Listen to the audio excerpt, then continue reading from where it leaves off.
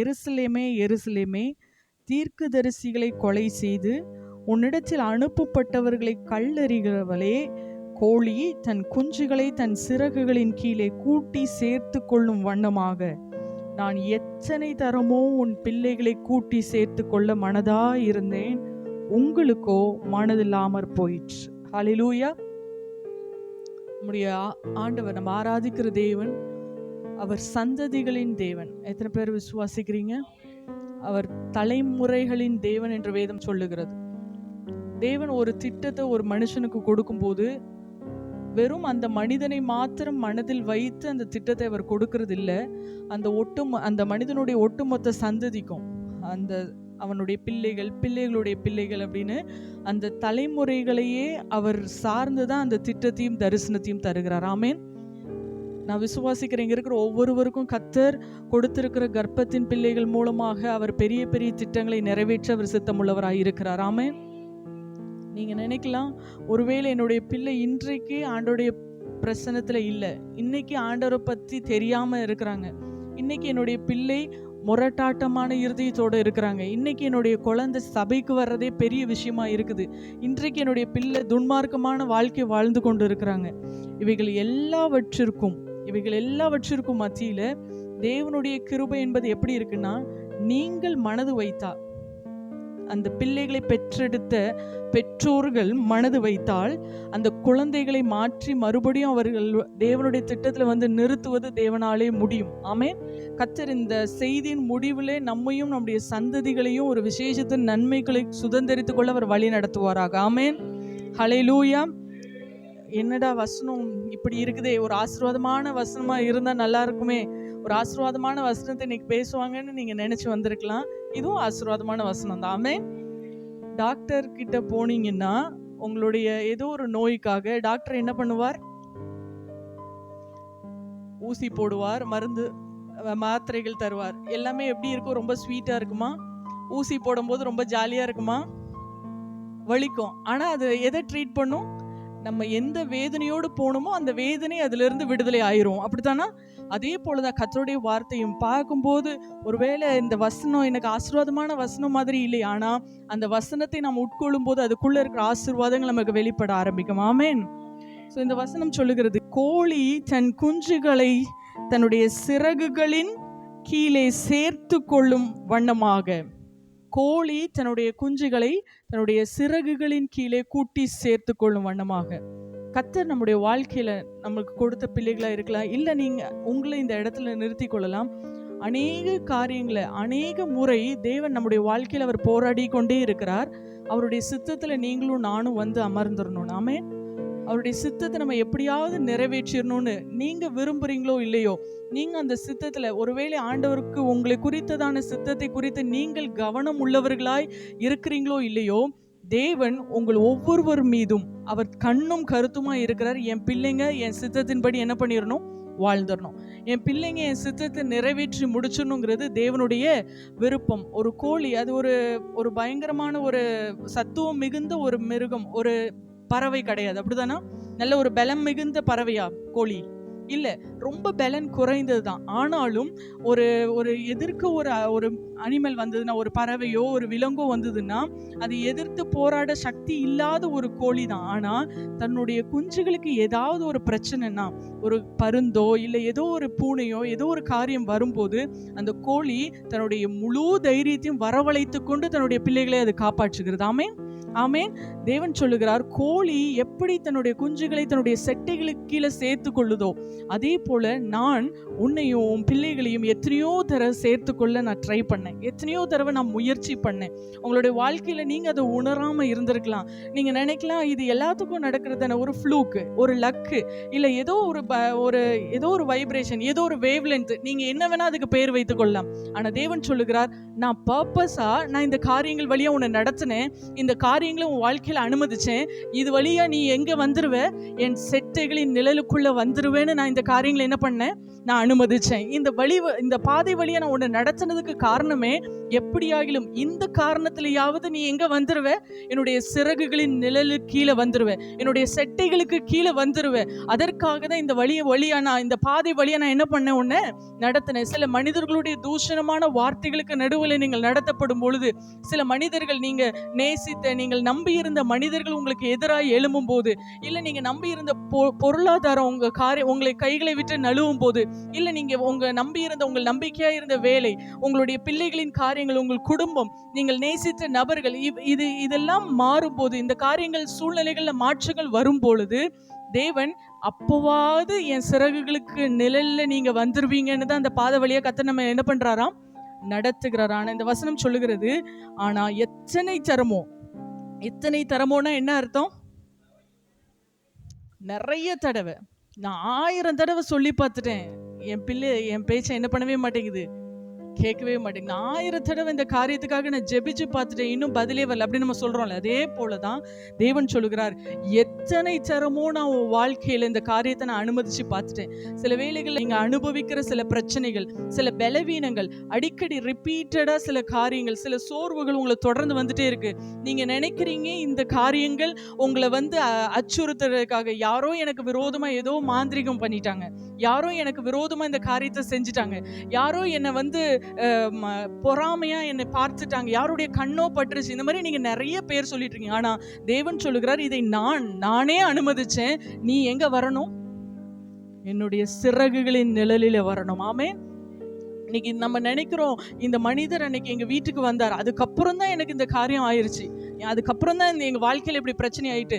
அந்த மனிதரிடத்துல இந்த வார்த்தையை நான் சொன்னேன், இப்படிப்பட்ட ஒரு விஷயம் இருக்குன்னு நான் சொன்னேன், அந்த சொன்ன நாள்ல இருந்து தான் எனக்கு இந்த பிரச்சனை நீங்க நினைச்சிட்டு இருக்கலாம். ஆனா தேவன் சொல்லுகிறார், என்னுடைய அனுமதி இல்லாம உன் தலையில இருக்க ஒரு முடி கூட அசையாது. நம்புறீங்களா? ஆமாவா இல்லையா? தேவனுடைய அனுமதி இல்லாம நம்முடைய ஒரு சின்ன காரியம் கூட நம்முடைய வாழ்க்கையில அசைய முடியாது. நம்புறீங்களா? நம்புகிறவர்கள் சத்தமா ஆமென் சொல்லலாமா? இன்னைக்கு நம்ம நினைக்கிறோம், இந்த மனிதர்களால தான் இந்த காரியம் இப்படி நடந்தது, இவர்களுடைய கண்ணு பட்டுருச்சு, இவர்களுடைய தலையீடு இல்ல. தேவன் சொல்லுகிறார், நான் இந்த பாதை வழியா உன்னை நடத்தினதுக்கு காரணம், என்னுடைய சிறகுகளின் நிழலிலே நீ வந்து அமரணும். ஆமென், ஆமென். தேவனுடைய சிறகுகளுக்குள்ளே நம்மை கொண்டு வரும்படிக்கு எத்தனை தரமோ கர்த்தர் முயற்சி செய்து கொண்டே இருக்கார், எத்தனை தரமோ. அந்த வசனம் சொல்லுகிறது, கடைசியில் அந்த வசனம் அப்படி எப்படி முடியுது? ஆமென். எத்தனை தரமோ பிள்ளைகளை கூட்டி சேர்த்து கொள்ள நான் மனதா இருந்தேன், ஆனா உங்களுக்கோ மனதில்லாமற் போயிருச்சு.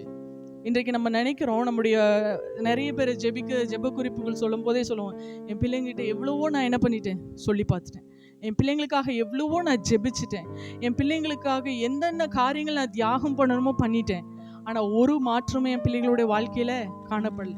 என் பிள்ளைகளுடைய குணங்கள் அதில் மாற்றங்கள் காணப்படல, இன்னும் அது மோசமாகி கொண்டே தான் இருக்குது. இன்னும் அவர்கள் நிர்விசாரமாக, இன்னும் ஆண்டவருக்கு பிரியமில்லாத காரியங்களுக்குள்ள தான் போயிட்டு இருக்கிறாங்க. ஆனால் இங்கே தேவன் சொல்லுகிறார், நான் கூட்டிக் கொள்ள மனதாய் இருக்கிறேன், உன் பிள்ளைகளுக்குள்ள மாற்றம் வரணும்னா நீங்க மனது வைக்கணும்னு ஆண்டவர் சொல்லுகிறார். ஆமென். யார் மனது வைக்கணும்? உங்க பிள்ளைங்க கர்த்தருக்குள்ள வரணும்னா நீங்க மனது வைக்கணும். இதை நான் சொல்லும் போது உங்களுக்கு தோணலாம், நான் மனசு வைக்காமையா என் பிள்ளைங்களுக்காக இவ்வளோ நான் ஜெபிக்கிறேன். எந்த தாயும் என் பிள்ளைங்க அப்படியே ஆண்டவருக்கு பிரிவு இல்லாமல் போயிடணும், வழி விலகி போயிடணும், நல்லா இருக்கக்கூடாதுன்னு நினைக்கிறது இல்லை. அப்படித்தானா? ஒருவேளை பிள்ளைகள் பெற்றோரை எப்படி வேணா போட்டுன்னு நினைக்கலாம், ஆனால் பெற்றோர் தங்கள் பிள்ளைகளை எப்படி வேணா போட்டுன்னு நினைக்கிறது இல்லை. உண்மைதானா? அப்படிப்பட்ட பெற்றோர்கள் எப்படி மனசு வைக்காம இருப்பாங்க? எப்படி மனசு வைக்காம இருப்பாங்க? ஆபிரகாமை குறித்து ஆண்டவர் சொல்லுகிறார், ஆபிரகாம் எனக்கு ரொம்ப சிநேகிதன், ஆபிரகாம் தேவனுடைய சிநேகிதனா இருக்கிறான். ஆபிரகாமுக்கு நான் ஒரு காரியத்தை கூட நான் என்ன பண்ண மாட்டேன், மறைக்க மாட்டேன். நான் என்ன செய்ய போறேனோ அதை நான் ஆபிரகாமுக்கு என்ன பண்ணிடுவேன், சொல்லிடுவேன். லோத்துவின் குடும்பத்தினர் ஆபிரகாமை விட்டு தூரமா போறாங்க. லோத்து இருக்கிற பட்டணம் பாவம் பெருகி இருக்கு, கர்த்தர் அதை அழிக்க நினைக்கிறாரு. அப்போ அதை யார்கிட்ட வந்து சொல்றாரு?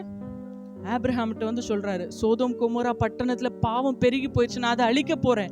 ஆபிரகாம், நான் அதை அழிக்க போறேன். ஆபிரகாம் கிட்ட ஆண்டவர் ஜெபிக்க சொல்லல.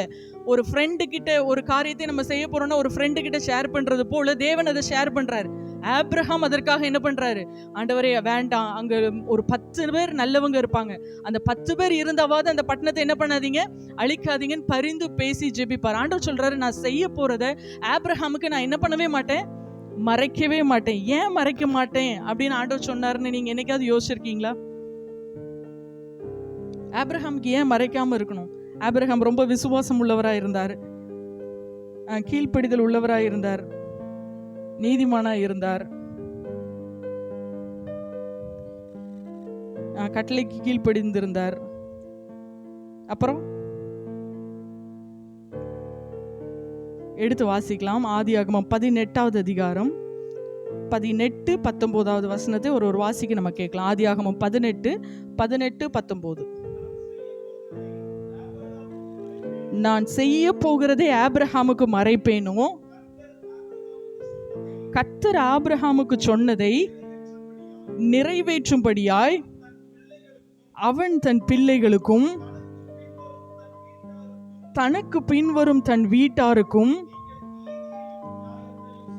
நீங்கள் நீதியையும் நியாயத்தையும் செய்து கர்த்தருடைய வழியை காத்து நடவுங்கள் என்று கட்டளையிடுவான் என்பதை அறிந்திருக்கிறேன் என்றார். ஹல்லேலூயா. ஆபிரகாம் பெரிய விசுவாச வீரர், ஆண்டவரை ரொம்ப நம்பினாரு. அதனால ஆண்டவர் ஆபிரகாமுக்கு சிநேகிதனாய் இல்லை.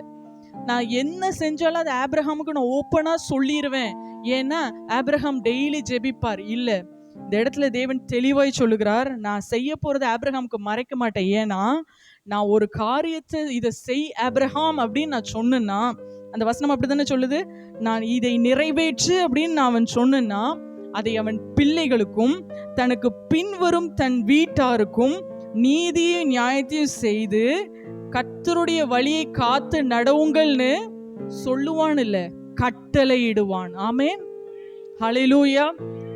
ஆபிரகாமை ஏன் தேவன் அவ்வளோ நேசிச்சார்? ஏன் அவர் ஒன்ன கூட மறைக்கல? ஆபிரகாமுக்கு எல்லாவற்றையும் சொல்லுகிறார்.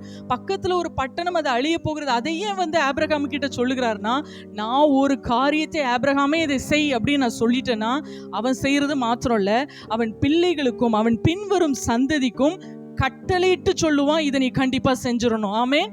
ஓய்வு நாளை பரிசுத்தமாய் ஆசரின்னு நான் ஆபிரகாம் கிட்ட சொன்னேன்னா, எக்ஸாம்பிளுக்கு நான் ஆபிரகாம் கிட்ட சொன்னேன்னா, ஆபிரகாம் தன்னுடைய குமாரனாகி ஈசாக்கு சொல்லுகிறது மாத்திரம் இல்ல, ஈசாக்க கையை பிடிச்சு பலிபீடத்துக்கு நேரே கூட்டி வருவது மாத்திரமல்ல, ஈசாக்குடைய சந்ததிகள், ஈசாக்கு வீட்டில் இருக்கிற பின்வரும் சந்ததிகள், அவன் கூட இருக்கிற தன்னுடைய வீட்டார் அனைவருக்கும் கட்டளையிட்டு சொல்லுவான், என் வீட்டுல 300 பேர் இருந்தாலும் 300 பேர் சண்டை எங்க உட்கார்ந்துடணும், ஆலயத்துக்கு உட்கார்ந்துடணும். ஏன் ஆபிரகாமுக்கு தேவன் ஒரு காரியத்தையும் மறைக்கல? ஆபிரகாமுக்கு ஒரு காரியம் சொல்லப்பட்டால் அதை அவன் சந்ததிகள் காத்து நடக்கும்படி ஆபிரகாம் வைராக்கியமாய் இருந்தார். ஆமென். இன்னைக்கு நம்முடைய சந்ததிகளை குறித்து நாம் எவ்வளவு வைராக்கியமாய் இருக்கிறோம்?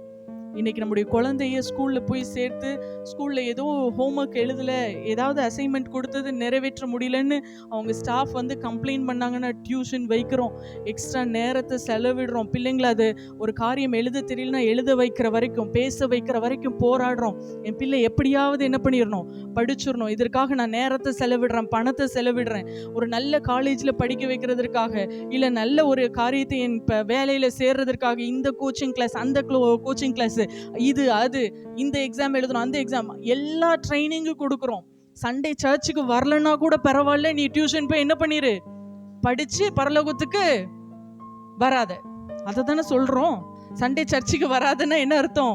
பரலோகத்துக்கு நீ வர வேண்டாம்ப்பா, நானும் அப்பாவும் மட்டும் என்ன பண்ணிக்கிறோம், அதைத்தான் நம்ம செய்யறோம்.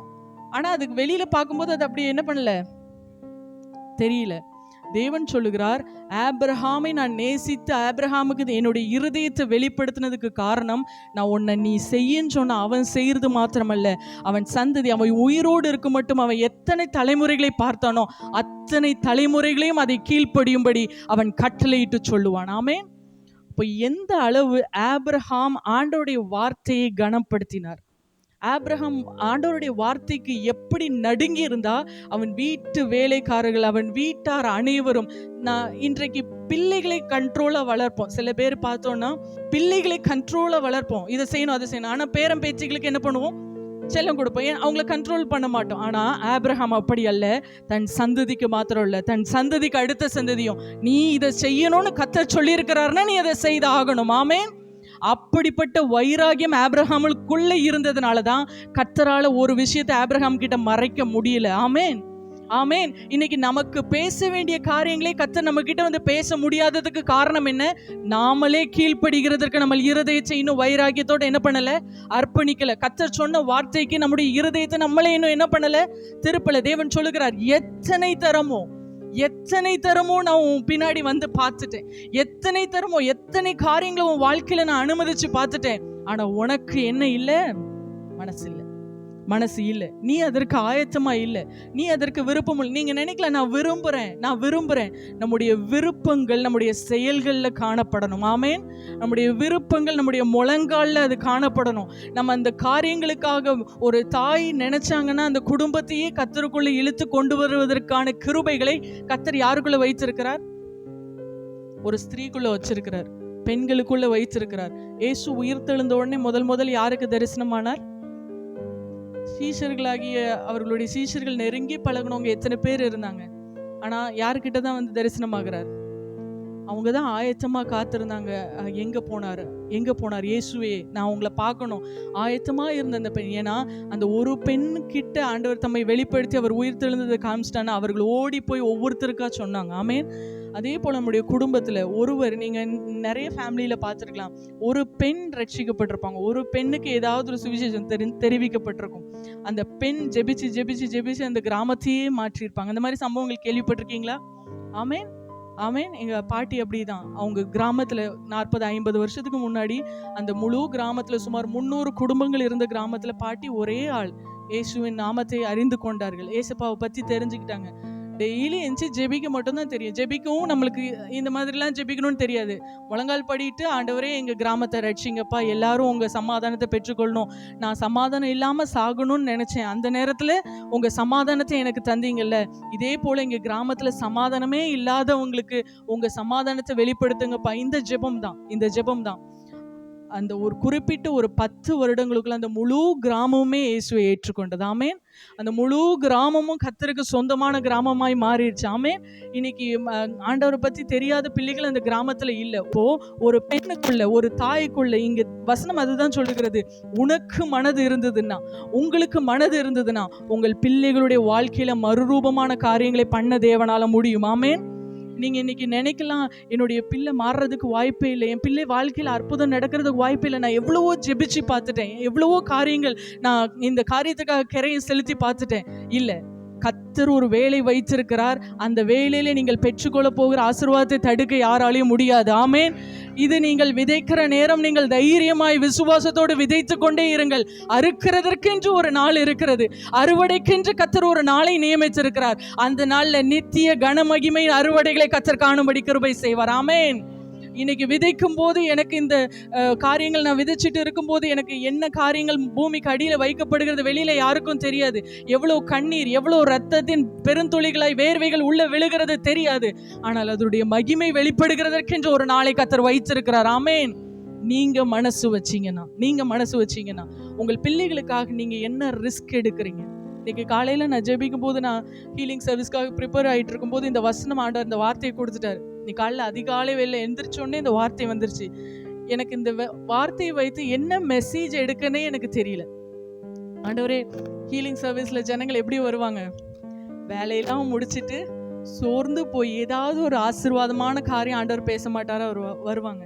நான் இதுல என்ன காரியத்தை பேச நீங்க விரும்புறீங்கப்பா எனக்கு சொல்லுங்க, ஆனா நீங்க சொல்ற வார்த்தையை நான் என்ன பண்ணணும்? பேசணும். ஆண்டவர் சொன்னார், நான் சந்ததிகளை ஆசீர்வதிக்க விரும்புகிறேன். ஆமென். நான் உங்க ஒவ்வொருத்தரை மாத்திரம் ஆசீர்வதிக்கிறதற்காக தேவன் இவ்வளோ பிரயாசப்படலை. ஆமென். நீங்க நினைக்கலாம், நான் இவ்வளோ ஜெபிக்கிறேன், என் வாழ்க்கை ஓகே ஓடிடுச்சு, ஒருவேளை என் பிள்ளைங்களை, சில பேர் ஒரு விரக்தியில என் பிள்ளைங்க காலத்துல அது அவங்க பாடு, ஆண்டவர் பாடுன்னு சில பேர் விட்டுட்டீங்க. சில பேர் என் பிள்ளைங்களை எப்படியாவது காப்பாத்துங்க, நான் இருக்கிற வரைக்கும் என் பிள்ளைங்க நல்லா இருக்கணும் அப்படிங்கிற மாதிரி விட்டுட்டீங்க. ஆனால் தேவன் சொல்லுகிறார், உங்கள் சந்ததிகளின் மேலும் நான் பெரிய ஒரு திட்டத்தை வைத்திருக்கிறேன். ஆமென். உங்கள் சந்ததிகள் கர்த்தருக்கு பரிசுத்தமானவர்கள். நம்புறீங்களா? ஆமென். விசுவாசிக்கிறவதற்கு ஏற்ற மாதிரி ஒரு ஆமென். தேவன் உங்கள் சந்ததிகளின் மீது தம்முடைய தயவை அவர் பொழிந்தரல போகிறார் இந்த நாள்ல. ஆமென். நீங்க ஜெபிக்க போறீங்க. ஒருவேளை இவ்வளோ நாள் நீங்க ஜெபித்த காரியங்கள், என் பிள்ளைங்களுக்காக எவ்வளோ ஜெபிச்சிட்டு அவங்க மாற மாட்டாங்க. யாரு தெரியுமா மாற மாட்டா? 50 வயசு 60 வயசுக்கு மேல உள்ள ஆட்கள் தான் மாறுறது கஷ்டம். உண்மையா? மேக்சிமம் 45+ அவங்க தான் மாறுறதுக்கு. ஏன்னா அவங்க மனசுல 45 வருட எக்ஸ்பீரியன்ஸ் இருக்கும். அதுல அவங்க உலகத்தின் காரியங்கள் நிறைய கற்று அவங்க ஒரு எல்லா இடத்துலயும் ஒரு முடிவை எடுத்திருப்பாங்க. இதுதான். அதனால 45 வயதுக்கு மேல உள்ளவங்களுக்கு இந்த உலகத்தினுடைய அனுபவங்கள் நிறைய இருக்கிறதுனால அந்த அனுபவத்தினால அவங்க கருத்துக்களை மாற்றிக்கொள்வது கடினம். ஆனா உங்க பிள்ளைங்களுக்கு 45 வயசு ஆயிருக்காதுன்னு நான் நினைக்கிறேன். அப்படித்தானா? 40 வயசுக்கு கீழே தான் என் பிள்ளைங்க இருக்கிறாங்களா? அப்ப கட்டாயம் கர்த்தர் மாற்றிடுவார். ஆமேன். கட்டாயம் கர்த்தர் மாற்றிடுவார். ஆமேன். தேவனுடைய பிரசன்னம் இறங்கி வரும்போது வேதம் சொல்லுகிறது, பர்வதங்கள், பெரிய பெரிய மலைகள் கூட மெழுகு போல உருகிருமா. மெழுகு, அக்னி, ஒரு கேண்டில் கொளுத்தப்பட்டுச்சுன்னா எப்படி உருகுது, அதே போல எது உருகுமா? மலைகள், கற்பாறைகள் அது உருகுதுன்னா உங்க பிள்ளைகளுடைய இருதயத்தை உருக பண்ணுகிறது தேவனுக்கு எவ்வளவு எளிதான ஒரு காரியம். ஆமென். ஆண்டவர் இன்னைக்கு காலையில் ஜெபிக்கும் போது சொன்னார், சில பேருடைய வாழ்க்கையில, சில பெற்றோர்களுடைய வாழ்க்கையில சில பிரச்சனைகளை அனுபவிச்சிட்டு இருக்கீங்க. இந்த பிரச்சனை எனக்கு ஏன் வந்தது, இந்த பலவீனம் ஏன் வந்தது, இந்த போராட்டம் எனக்கு ஏன் வந்தது?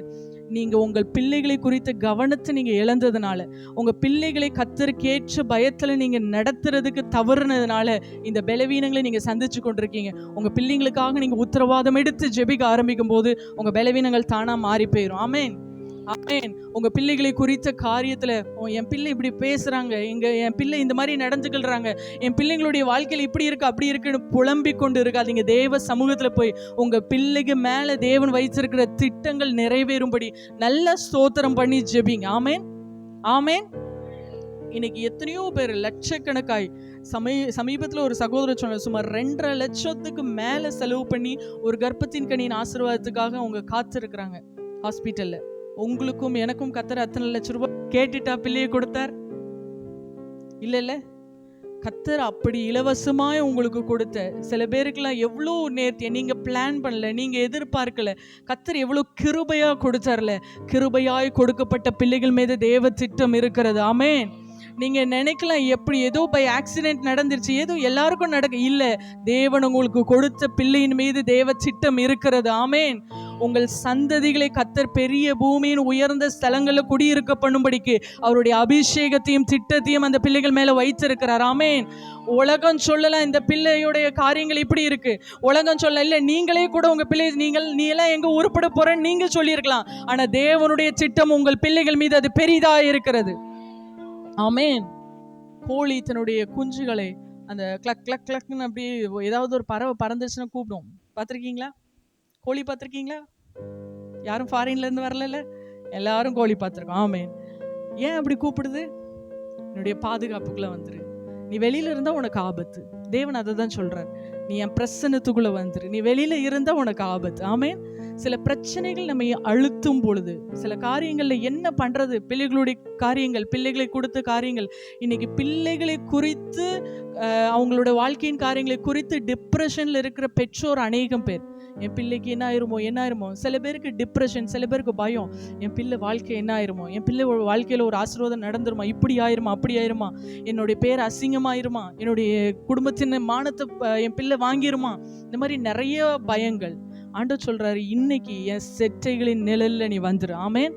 என் செட்டைகளின் நிழலுக்குள்ள நீ வந்துட்டேன்னா உன் பிள்ளைங்களை ஆட்டோமேட்டிக்கா நான் பார்த்துக்கிறேன். ஆமென். ஹல்லேலூயா. அந்த செட்டைகளுக்குள்ள வரும்போது அந்த கோழி பார்த்துருக்கீங்களா, அந்த புழுக்கள் சின்ன சின்ன காரியங்களை எடுத்து அந்த குஞ்சுகளுக்கு போடும். தேவனுடைய செட்டைகளுக்குள்ள வந்துட்டீங்கன்னா ஆட்டோமேட்டிக்கா உங்களுக்கு தேவையான மண்ணா பொழிந்தர்ல பற்றும். ஆமென். உங்க பிள்ளைகளை வளர்க்கிறதற்கு, பிள்ளைகளை படிக்க வைக்கிறதற்கு, பிள்ளைகளை ஒருவேளை நீங்க எவ்வளவு தூரம் உங்க பிள்ளைகளை ப்ரொடெக்ட் பண்ணிட்டு கூடவே போயிட்டு இருக்க முடியும்?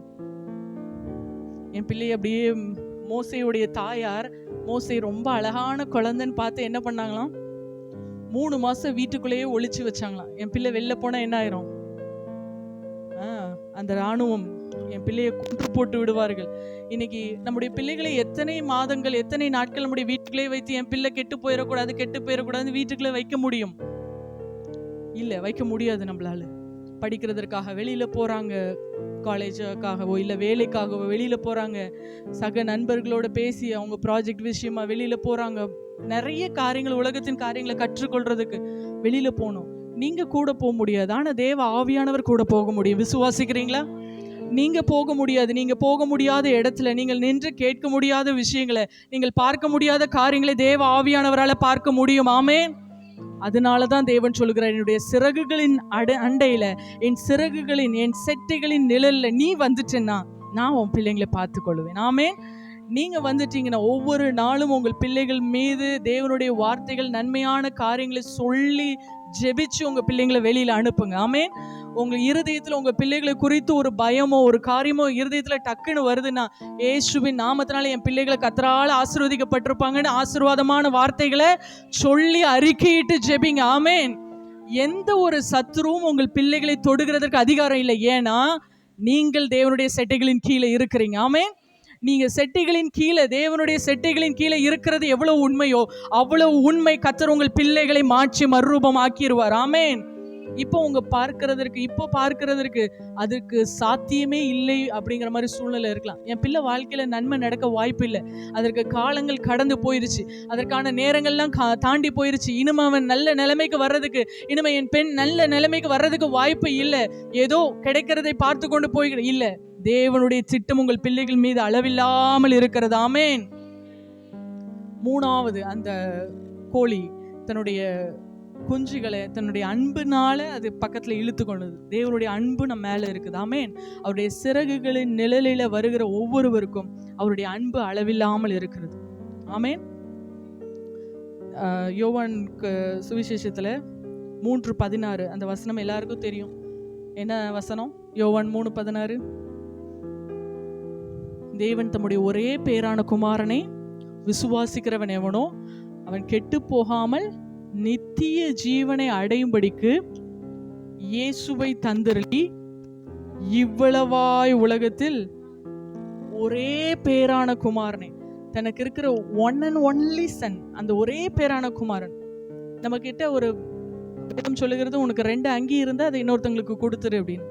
ஷேரிங்னா எனக்கு இருக்கிறதுல பாதி, மேக்சிமம் பாதி, அவ்வளவுதான் என்ன பண்ண முடியும். ஆனா தேவனுடைய அன்பு எப்படிப்பட்டதுன்னா, அவருக்கு இருந்ததே ஒரே ஒரு குமாரன், அவரையும் பலி செலுத்துவதற்காக, பலியாகுவதற்காக. ஏன்? பாவிகளும் நீச துரோகிகளுமான நம்முடைய பாவங்களை கழுவி நம்மை மீட்டெடுப்பதற்காக தம்முடைய ஒரே குமாரனை, ஒரே சொந்த குமாரனை என்ன பண்ணாரு? இந்த உலகத்துல அனுப்பினார். அவருடைய அன்பின் ஆழம் அகலம் யாராலையுமே உணர்ந்து கொள்ள முடியாது. ஆமென். நம்ம ஒருவேளை நல்லவர்களா இருக்கும்போது இயேசுவை அனுப்பினார பலியாக? நம்ம ரொம்ப பரிசுத்தமாய் ஆண்டவருக்கு உண்மையா அவருடைய சொல் கேட்டு அப்படியே நடந்ததுனால இல்லை, பாவிகளாய் அவருக்கு விரோதமான காரியங்களை செய்து கொண்டிருந்த நமக்காக அவருடைய குமாரனை அனுப்பி பலியாக ஒப்பு கொடுத்தார். அப்ப அவருடைய அன்பின் சிறகுகளுக்குள்ள நம்ம வரணும்னு ஆண்டவர் என்ன பண்றாரு? விரும்புகிறார். இதுல எருசலேம்னு கொடுத்திருக்கல, இந்த வசனம் ஆரம்பிக்கும் போது எருசலேமே எருசலேமே, எருசலேம் என்றால் என்ன அப்படிங்கறத மட்டும் பார்த்துட்டு நம்ம ஜெபிக்க போறோம். முதலாவது, எருசலேம் ஒரு பரிசுத்தமான ஒரு இடம், பரிசுத்தமான ஒரு நகரம். 2வது, எருசலேம் கர்த்தரை ஆராதிக்கிற, கர்த்தருக்கு மகிமை சேர்க்கிற ஒரு இடம். 3வது, ஆவிக்குரிய முழுமை நிறைந்த இடம் எருசலேம். 4வது, தேவனுடைய திட்டங்கள் நிறைவேறுகிற ஒரு இடம். நிறைய வேதத்துல கொடுக்கப்பட்டிருக்கிற தேவனுடைய திட்டத்தின் நிறைவேறுதல் எருசலேம்ல தான். 5வது, தேவன் விரும்பி வாசம் பண்ணுகிற இடம் எது? எருசலேம். 6வது, அநேக வாக்குத்தத்தங்களும் தீர்க்க தரிசனங்களும் உரைக்கப்பட்டிருக்கிற இடம் என்னது? எருசலேம். 7வது, அது ஒரு தலைநகரம், தலைமையான ஒரு நகரம். 8வது, முழு பரிபூர்ண ரட்சிப்பை அனுபவிக்கிற ஒரு இடம். ஸோ இப்போ இந்த 8 காரியங்கள் நான் சொல்லியிருக்கேன் இல்லையா, இதை நம்முடைய வாழ்க்கை கூட கம்பேர் பண்ணி பார்க்க போகிறோம். இந்த எருசலேம், ஒரு வேளை நீங்கள் அந்த எருசலேமா இருக்கிறீங்கன்னா நீங்கள் பரிசுத்தமான கர்த்தருடைய பிள்ளைங்க. ஆமேன், ஆமேன். நிறைய பேருடைய வாயிலிருந்து ஆமேன் வரல. பரிசுத்தமான தேவனுடைய பிள்ளைகள். ஏன்? நம்ம ரொம்ப பரிசுத்தமா இருக்கிறதுனாலயா? பரிசுத்தமான தேவன் தம்முடைய ரத்தத்தை, பரிசுத்த ரத்தத்தை எனக்காக சிந்தினார். அதனால நான் யாரு? பரிசுத்தவான். என்னுடைய நீதியினால நான் பரிசுத்தம் இல்லை, என்னை நிரப்பின என் தேவன் பரிசுத்தமானவர். ஆமென், ஹல்லேலூயா. 2வது நான் சொன்னேன், அவரை ஆராதிக்கிற ஒரு இடம். நம்ம தேவனை ஆராதிக்கிறோம். உண்மையா? எத்தனை பேர் தேவனை ஆராதிக்கிறீங்க? நம்ம ஆராதிக்கிறோம். மூணாவது, ஆவிக்குரிய முழுமை, ஆவிக்குரிய அனுபவங்களுக்குள்ள நம்ம நடக்கிறோம். அடுத்து, தேவனுடைய திட்டங்கள் நம்மள நிறைவேறுது. எத்தனை பேர் ஒத்துக்கொள்ள முடியும் தேவன் தம்முடைய திட்டத்தை என் வாழ்க்கையில நிறைவேற்றி கொண்டு இருக்கிறாருன்னு? ஒருவேளை இது தேவனுடைய திட்டமான நீங்க உணர்ந்து கொள்ளாவிட்டாலும் உங்கள் மீது இருக்கிற தேவனுடைய திட்டம் அது நிறைவேறி கொண்டே இருக்கிறது. ஆமேன். அதனாலதான் அதுல ஒரு பாட்டு தான் நீங்க இங்க வந்து உட்கார்ந்து இருக்கிறது. நம்புறீங்களா? ஆமேன். தேவன் திட்டம் யார் மேல இருக்குதோ அவர்கள் தேவனை ஆராதிக்கிற இடத்துல ஒன்று கூடுவார்கள். ஆமேன். அடுத்து, தேவன் விரும்பி தங்குற இடம் எருசலேம். எத்தனை பேருக்குள்ள தேவன் விரும்பி வாசம் பண்ணுகிறாரு? ஆமேன், ஆமேன். எத்தனை பேருக்கு அநேக வாக்குத்தத்தங்களையும் தீர்க்க தரிசன வார்த்தைகளையும் கர்த்தர் கொடுத்திருக்கிறாரு? ஆமேன். எத்தனை பேர் பரிபூர்ண ரட்சிப்பை அனுபவித்து கொண்டு இருக்கிறீங்க? நீங்க எல்லா விஷயத்திலயும் எப்படி இருக்கிறீங்க? பர்ஃபெக்டா இருக்கிறீங்க. தேவன் விரும்பி தேவன் ஆராதிக்கிற, தேவன் விரும்பி தங்குகிற இடமா இருக்கிறீங்க. இந்த வசனம் அப்போ தேவன் நம்மை பார்த்து தான் சொல்றாரு, எருசலேமே எருசலேமே, உன் பிள்ளைகள் மேல நீ கவனமா இரு. ஆமேன். நீ பரிசுத்தமா இருக்கிற, நீ தேவனை ஆராதிக்கிற, உன் இருதயத்துல தேவன் விரும்பி தங்குற அளவிற்கு நீ உன்னை ஒப்பு கொடுத்திருக்கிற, இதே தீவிரத்தை உன் சந்ததிகளுக்குள்ள நீ கடத்தணும்னு கர்த்தர் விரும்புகிறார். ஆமேன். இன்னைக்கு நிறைய பேர் இந்த மாதிரி பிள்ளைங்களுக்கு காரியத்தை சொல்லும் போது, ஜெபிக்க சொல்லும் போது சொல்லுவோம், உங்க பிள்ளைங்களை எங்க கூட்டுவாங்க? சபைக்கு கூட்டுவாங்க, பிள்ளைங்களை கூட்டுவாங்க, ஒரு நாளாவது கூட்டுவாங்க. சில பேர் சொல்லுவாங்க, என் பிள்ளை இந்த காரியத்துக்காக ஜெபிக்க சொன்னா சிஸ்டர். அப்படியா? உங்க பிள்ளையை நான் பார்க்கணும், கூட்டுவாங்க, நீங்க சபையை கூட்டுவாங்கன்னா. அதெல்லாம் கூப்பிட்டா என்ன பண்ண மாட்டான் என் பிள்ளை, அதெல்லாம் என் பிள்ளை வரமாட்டான். உங்க பிள்ளை பரலோகத்துக்கு வரணுமா வேண்டாமா? உங்க பிள்ளை ஸ்கூலுக்கு போகல என்ன பண்ணுவீங்க? வேலைக்கு போகல என்ன பண்ணுவீங்க? எத்தனை நாள் வீட்டுல வச்சு சாப்பாடு போடுவீங்க? சாப்பாடு எதுவோ போட்டுருவோம், ஏன்னா நம்ம பிள்ளை இல்ல. ஆனா சும்மா சும்மா சாப்பாடு போட்டுருமா? ராஜ மரியாதையோட சாப்பாடு போடுவோமா? ஆனா தேவனுக்கு அடுத்த காரியங்கள் அவெல்லாம் வரமாட்டா. சில பெற்றோர் வீட்டுல போய் பிள்ளைகள் இடத்துல தேவனை குறித்து பேசுகிறதே இல்லை. எத்தனை பேர் உங்களுக்கு தெரிந்த வசனங்களை உங்க பிள்ளைங்க கிட்ட ஷேர் பண்ணி உங்க தேவனுடைய சத்தியங்களை உங்கள் பிள்ளைகளோடு பகிர்ந்து கொள்றீங்க? தேவன் உங்களுக்கு வெளிப்படுத்தின சொப்பனங்கள், தரிசனங்களை எத்தனை பேர் உங்க பிள்ளைங்க கிட்ட பகிர்ந்து கொள்றீங்க? இன்னைக்கு பிள்ளைங்களுக்காக நம்ம தனியா ஜெபிக்கிறது, என்னைக்கோ பிள்ளை ஏதோ திட்டிட்ட உடனே அழுது ஜெபிக்கிற அப்படிப்பட்ட ஜெபங்கள் அல்ல. ஒவ்வொரு நாளும் என் பிள்ளை வந்து கர்த்தருடைய பாதத்துல முழங்கால் போடுற வரைக்கும் என் ஜெபத்தை நான் விடமாட்டேன்னு வைராக்கியமாய் ஜெபிக்கிற தாய்மார்கள், தகப்பன்மார்கள் எத்தனை பேர்? என் பிள்ளைங்களோட வாழ்க்கையில் இன்னைக்கு ஒரு திருமண காரியம், ஒரு வேலை கிடைக்கணும்னு இன்னைக்கு பெற்றோர்கள் ஜெபிக்கிறாங்க. பாஸ்ட் இடத்துல ஓடி வராங்க, எனக்கு இந்த காரியம், என் பிள்ளைங்களுக்கு வேலை கிடைக்கணும், என் பிள்ளைங்க இந்த காரியம் எக்ஸாம் எழுதுறாங்க. இதற்காக நம்ம ஆர்வமாய் ஜெபிக்க வர்றோம்ல. என் பிள்ளை ஜெபிச்சு ஒரு வாரம் ஆச்சு பாஸ்டர், என்னன்னு தெரியல. என்னைக்காவது வந்து ஜெபிக்க சொல்லியிருக்கிறோமா? அவ ஜெபிக்காம போற, அவ தான் யாருக்கு கணக்கு கொடுக்கணும்? அப்படி அல்ல. நீங்கள் மனது வைத்தால் தேவன் உங்க பிள்ளைகளுடைய வாழ்க்கையில மன மாற்றங்களை அவர் கொண்டு வருவார். ஆமேன்.